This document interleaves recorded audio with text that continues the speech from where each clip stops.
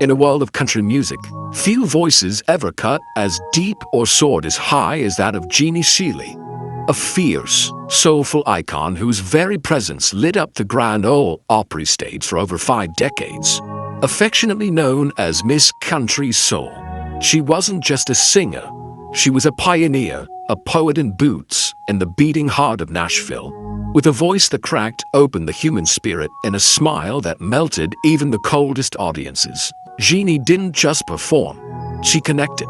By the time of her death on August 1st, 2025, at age 85, Seely had performed more than 5,300 times at the Grand Ole Opry, a record no artist may ever match. Her estimated net worth of $1.4 million could measure the true weight of her legacy. Groundbreaking artistry, relentless grit, and a sisterhood she helped carve out for every woman to ever hold a microphone on a Nashville stage. Early life, from farm girl to future star, Jeannie Seely was born Marilyn Jeanne Seely on July 6, 1940, in the quiet hills of Townville, Pennsylvania. She was the youngest of 4 children in a working-class family where music wasn't just appreciated, it was in the air they breathed. Her father, Leo Seely, was a steelworker by trade, but a banjo player and square dance caller by heart.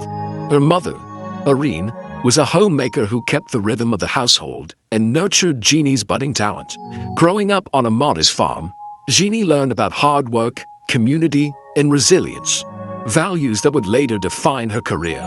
By age 11, she was already singing on a local radio station, WMGW, and by her teen years, was making appearances on TV shows in Erie. At Townville High School, she was an honor student, cheerleader, and a girl with big dreams in a town too small to hold her. After graduating in 1958, she worked as a secretary at Titusville Trust Company, taking banking classes at night. But something greater pulled at her spirit, a spark that small-town life couldn't dim. Personal life, love, loss, and lifelong loyalty. Jeannie Seely lived a life full of passion, heartbreak, and unwavering loyalty. She married legendary songwriter Hank Cochran in 1969, a man whose pen helped launch her career with the Grammy-winning Don't Touch Me. Their union produced no children, but it birthed a deep creative bond. Even after divorcing in 1979, they remained close until Hank's death in 2010. In 2010, she found love again with Gene Ward, a Nashville attorney and longtime friend. Their love story was quieter but deeply rooted in mutual respect. Gene passed away in December 2024, just 8 months before Jeannie.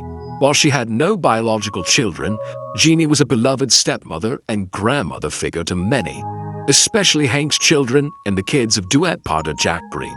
A woman of quiet faith, Jeannie rarely spoke publicly about religion, but often referenced God in interviews and liner notes.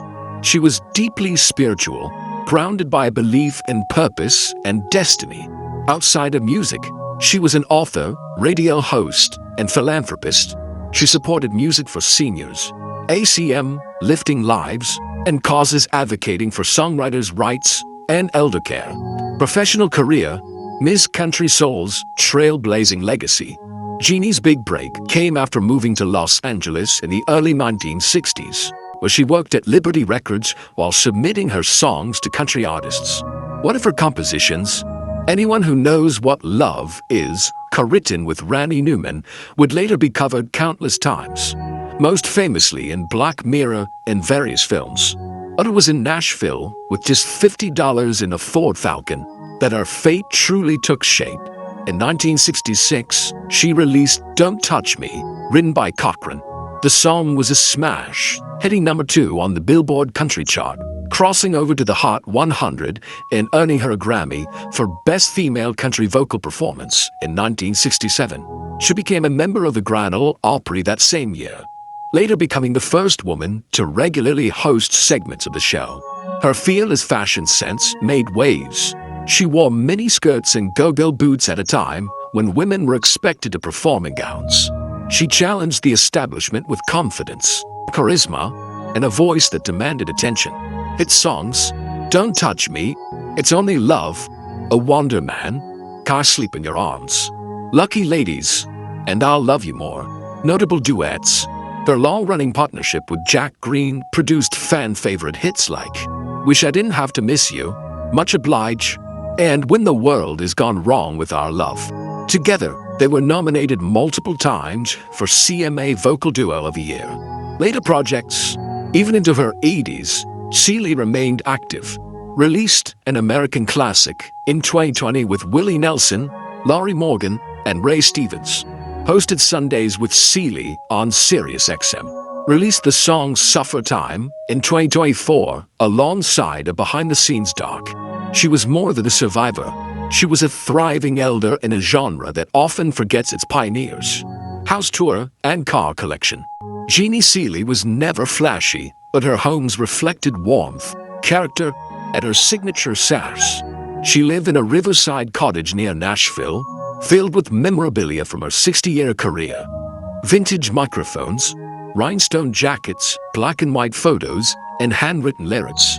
Before that, she owned a charming farmhouse, tragically lost in the 2010 Tennessee floods. But she bounced back, true to her resilient nature, and created a new sanctuary by the Cumberland River.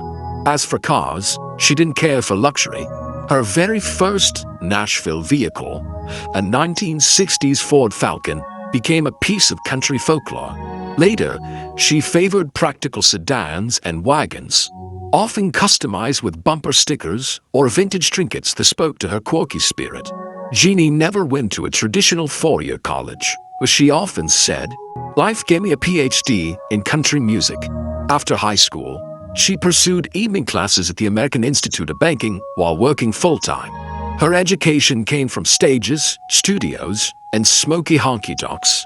In 2019, she was awarded an honorary Doctor of Arts by Lincoln Memorial University, a recognition she described as one of the greatest surprises of my life. Cause of death. Jeannie Seely passed away peacefully on August 1st, 2025, at Summit Medical Center in Hermitage, Tennessee.